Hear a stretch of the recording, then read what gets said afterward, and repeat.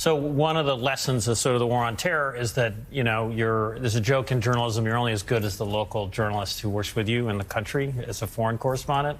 We are only as effective as we are with the support of a local government. The Colombian government in general has been a strong supporter of the U.S. effort to counter drugs. I talked to a former U.S. intelligence official who said how important it is to keep Colombia on our side. The government of Colombia, when one of the first strikes in the Caribbean happened to kill the Colombian national, President Petro said this was a fisherman, a civilian. So these strikes, as Trump carries them out and makes statements like that in the Oval Office saying how amazing these weapons are, we can lose allies. And this hasn't happened yet, but a huge question is going to be Mexico. Yeah. And the president of Mexico, she's made very clear that she does not want drone strikes on, near or on Mexican territory. So it's the stakes in terms of our long-term success are very high. So, meanwhile, some Republican lawmakers are pushing back against Defense Secretary Pete Hegseth's crackdown on how the Pentagon communicates with Congress. A new policy instructs all Pentagon personnel, except for the Inspector General's office, to seek approval before they communicate with any lawmakers or congressional staff on Capitol Hill. Some Republicans yesterday voiced concerns about that decision. We have Senate-confirmed nominees that I dare say would be reluctant to confirm if our access to accurate information from the Department of Defense was inhibited in any way. I think Secretary Hegseth knows that. We're a democratic society where, first off, he's got an organization. You got to trust your chain of command. This is too large of an organization to have that kind of a tight clamp on it, particularly when we have members that want specific answers, not going through protocol. So that's number one.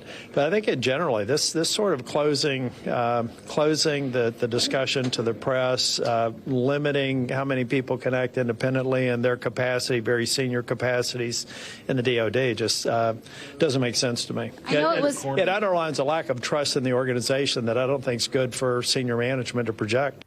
Well, and again, John Heilman, the funding comes from those people. Those people fund Pete Hegseth. Those people fund his salary, fund his staff's salary, funds the Pentagon, funds everything. And I don't have to go back to when I was in Congress. I can talk about 10 years ago. If you were sitting on the Armed Services Committee, like I sat on the Armed Services Committee way back, my God. Let me tell you, any Secretary of Defense that said that, they'd be called in front of that committee or to do what we used to do. You would just freeze spending in a certain area where said SecDef would feel the pain. So, I mean, yes, this is stupid for the Article 2 branch to be trying to do this Article 1 branch. It's just pathetic, though, that all they can do is go out and talk in front of microphones instead of actually taking real action. Hopefully, they're being very blunt behind the record. But this is sort of an upside-down world where you've got the Article 2 branch telling the Article 1 branch who they can talk to and who they can't talk to. Well, Joe, it's only about the 900th way in which we live in upside-down world, bizarro world with respect to the relationship between the Article 2 and the Article 1 branch since the beginning of Trump's second term. I'm with you. All I can say is kind of like baby steps. Can we take some hope? Because in the fact that at least there are a few members of the Senate, Republicans in the Senate, who are speaking out on some of these issues, because really for the first 10 months of Trump 2.0, there was nothing. There was no action, and there was no talk. There was just total abdication of the Article 1 responsibilities, prerogatives, and authorities. And so now we're seeing whether it was on this Trump nominee and Gracia the other day. We saw some pushback where that nomination had to be pulled because of the fact that he was obviously, on the basis of what was found out about him, unqualified for the job that he was being appointed to. We're seeing a little bit of this now.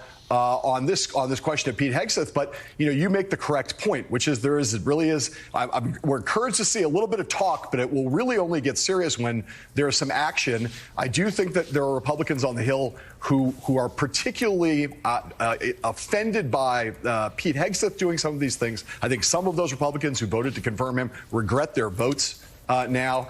And the last thing I'll say is I want to loop this back to the previous topic, which is of all of the topics we've talked about today, where some congressional oversight seems to me essential is, and Rand Paul agrees with me about this, is on the question of the strikes against these Venezuelan fast boats, because that we're taking the lives with no evidence whatsoever, no congressional consultation whatsoever, let alone congressional authority. We are saying that we're now at war over drugs here. Well, if we're at war, time to start talking about the War Powers Act, because right now all of this is happening.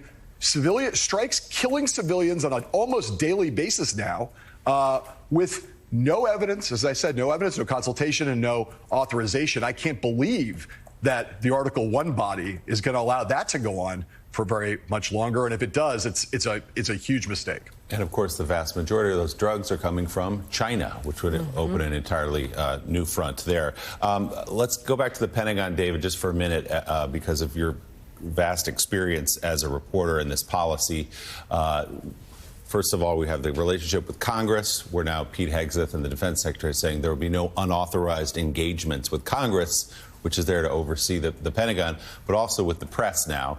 Staged this walkout over the policy. They wouldn't sign the document. Most organizations wouldn't, including ours here at MSNBC. And yesterday, the Pentagon sort of announced what it called the next generation of Pentagon press corps, including Lindell TV, run by the My Pillow guy, organizations like that. What are the implications for the way this Pentagon is covered from the press side, but also how oversight is carried out by Congress?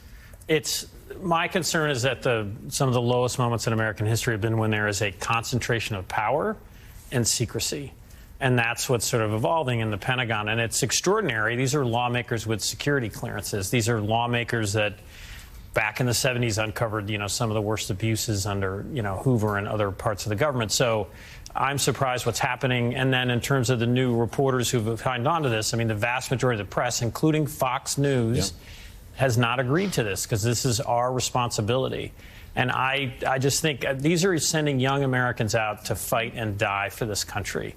And pesky reporters, I've been on military embeds, but, there's a role for us to be there to make sure that these young soldiers and airmen and sailors are being properly led and supported and trained.